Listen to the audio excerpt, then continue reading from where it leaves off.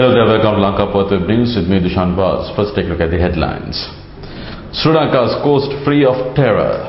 Army 5-8 Division links up with the 5-9 Division. President M.R.T says rescue all Tamil civilians near at hand. Japanese assistance in kind through IOM for the internally displaced personnel in Sri Lanka. Now for those and other stories in detail. Sri Lankan troops attached to 5-8 Division have linked up with the 5-9 Division soldiers, freeing the last remaining coastal stretch under LTTE clutches. The link-up marks the total liberation of the island's coastal line, that is 3,560.4 square kilometers from 3 decades of terror. According to the battlefield reports, infantrymen of the RB 5-8 Division completed their 3-day southbound march along the coastal line this morning, that is May 16th, when they linked up with the commanders of the 5-9 Division on the Maldives frontage. According to the Media Center for National Security, they said that a large number of civilians in flux to the government-controlled areas, recording over 16,000 during the last 2 days. Among the refugees were many family members of the senior LTTE leaders. Also, there were many junior LTTE cadres, including suicide bombers, who surrendered themselves to the soldiers. Meanwhile, the Navy has arrested the wife and 2 children of Sea Tiger leader Susay. They have attempted to flee in a boat from Mullawaikal this morning. The Navy has sprung into the action at the moment and took them into custody. He said that the vessels in the closest defense line monitored the vessel at around 2 a.m. They had come to know that Susay's wife and 2 children, his elder brother's wife and child, along with an intelligence chief known as Sudha's wife, 2 children and the mother were in the vessel. It had been evident that they had spent luxurious life in the northern part of Sri Lanka. They had 575,000 rupees in cash in their possession, along with 2 kilos of gold.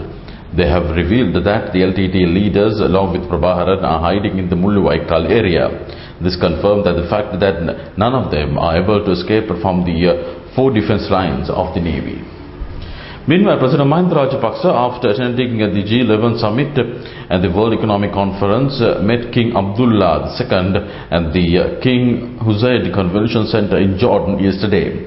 During the meeting, the king has acceded to a request by the President to grant a general amnesty to Sri Lankans whose visa status has lapsed and to facilitate their return to Sri Lanka. The king has also agreed to pay due salaries and other relevant entitlements to 200 Sri Lankans who had lost their jobs in garment factories in Jordan due to closure of facilities.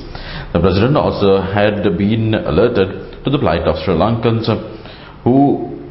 whom he have visited a Jordan government factory yesterday. The President agreed to find solutions to their problems within a day. King Abdullah II also expressed his willingness to provide all facilities to Sri Lankans who want to invest in Jordan. He said that the freedom of the Tamil civilians held hostage by the LTTE is near at hand, and the rescue of all civilians in the small patch of land held by the LTTE will be done in 48 hours. The President said that despite attempts by some nations to bully a small country such as Sri Lanka, the Sri Lankan people stood firm to uphold the nation's dignity and honor to live as a proud people. We have already taken steps to settle over 200,000 displaced personnel in the northern part of Sri Lanka under state security, and we are much fast in such methods when compared to other countries which experience war situations. President M.R.T is due to address the summit today. Meanwhile, in response to the appeal made by the government of Sri Lanka, the UN agencies, the government of Japan made a cabinet decision on May 15, 2009 to provide humanitarian assistance in kind for internally displaced personnel in the northern province of Sri Lanka. The emergency assistance consignments, which have already left Japan and UAE today, 1,000 mosquito nets worth rupees 50 million and will be delivered through the Office of International Organization for Migrants. This is the additional assistance to the emergency grant aid totaling $4 million provided through UNHCR, UNICEF, IOM and ICRC as announced early this month. The Embassy of Japan is working closely with the above agencies as well as the government of Sri Lanka to ensure that these assistance will be delivered promptly and distributed appropriately to the IDPs. It was the Sri Lankan mission in Hague, Netherlands, was once again attacked by the LTTE supporters last evening, the foreign minister said. This was the second time that the LTTE supporters have attacked the embassy in Hague, Netherlands within a week.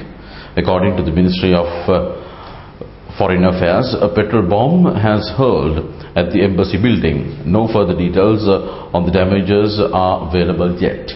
Suspected LTTE supporters attacked the Sri Lankan embassy in Hague on the May 11th and broke window panes and causing damage to the embassy.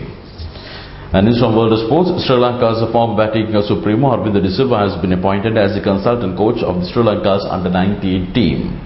Past national cricketer and club cricket coach Navid Nawaz has also been appointed as the coach of the under-19 national team, announced Sri Lanka Cricket in a media release today. Roger Vijayasuriya, who has been the coach for the under-19 national team, will be working with the national under-15 and under-17 squads. Knowledge in the tactical and mental aspects of the game, especially in the under-19 team's preparation for their forthcoming World Cup, will be passed on by Mr. De Silva and Mr. Nawaz. These appointments are on outcome of Sri Lanka cricket's vision to seek past cricketers' experience towards developing national junior cricket, said Sri Lanka Cricket. That's it in LankaPuvath News. Do join us once again for more developments. Till then, have a wonderful time.